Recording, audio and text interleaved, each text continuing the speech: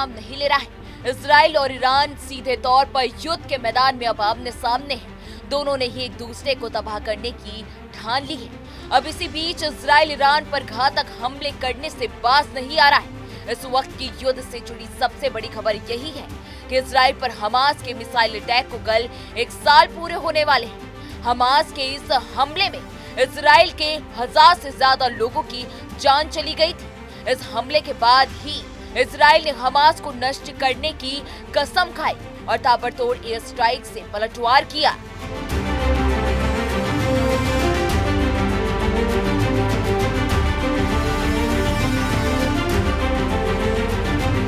Hamas के हमलों का 1 साल 7 अक्टूबर को पूरा हो जाएगा, जिसके चलते इजराइल ने अपनी सेना को अलर्ट मोड पर डाल दिया है। तो वहीं आपको ये भी बता दें कि एक सैन्य अधिकारी ने कहा है कि देश ईरान के मिसाइल हमले को लेकर भी अलर्ट पर है और जवाबी कार्रवाई की तैयारी कर रहा है। यह अलर्ट तब आया जब इजराइल लेबनान के हिजबुल्लाह आतंकी संगठन के साथ युद्ध में उलझा हुआ है, जिसके बारे में सेना प्रमुख लेफ्टिनेंट जनरल ने कहा था कि उसे बिना किसी राहत के मारा जाएगा। इजराइल ने शनिवार को लेबनान में अपनी बमबारी जारी रखी। बेरूत ने दक्षिणी उपनगर पर 1 दर्जन हवाई हमले किए और साथ ही पहली बार उत्तर में एक फिलिस्तीनी शरणार्थी कैंप पर हमला किया।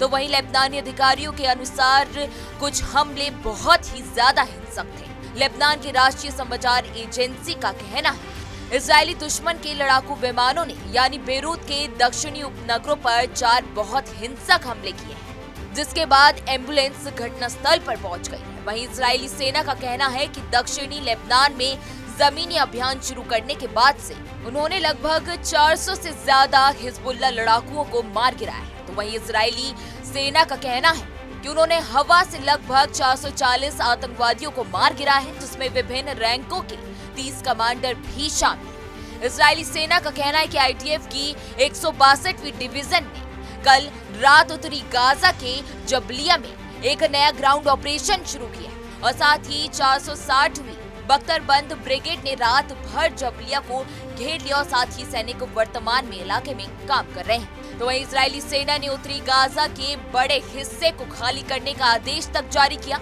जिसमें निवासियों को अलमवासी में पहले से ही भीड़भाड़ वाले क्षेत्रों में भागने का आदेश दे दिया गया था। इजरायली सेना ने बेरूत के दक्षिणी उपनगरों में 30 से ज्यादा अधिक हवाई हमले किए, जिसमें लेबनानी मीडिया ने हमलों की सबसे हिंसक रात बताया है।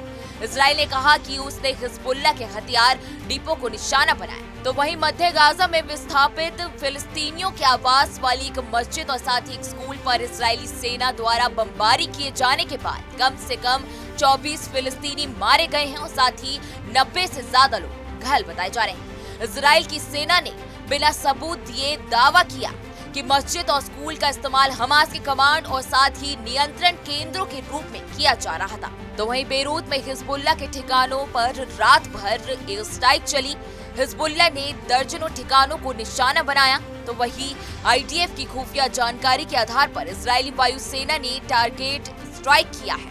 तो वहीं ये भी माना जा रहा है कि हिजबुल्लाह जानबूझकर बेरूत के मध्य में रिहायशी इलाकों की इमारतों के नीचे अपनी वेपन प्रोडक्शन फैसिलिटी और हथियार तैयार कर रहा है, जिसके बाद इजराइल उस पर आफत बनकर बरस रहा है। बहरहाल इस वीडियो में इतना ही। देश दुनिया की तमाम बड़ी खबरों के लिए आप हमारे साथ बने रहें और देखते रहें न्यूज़ नेशन।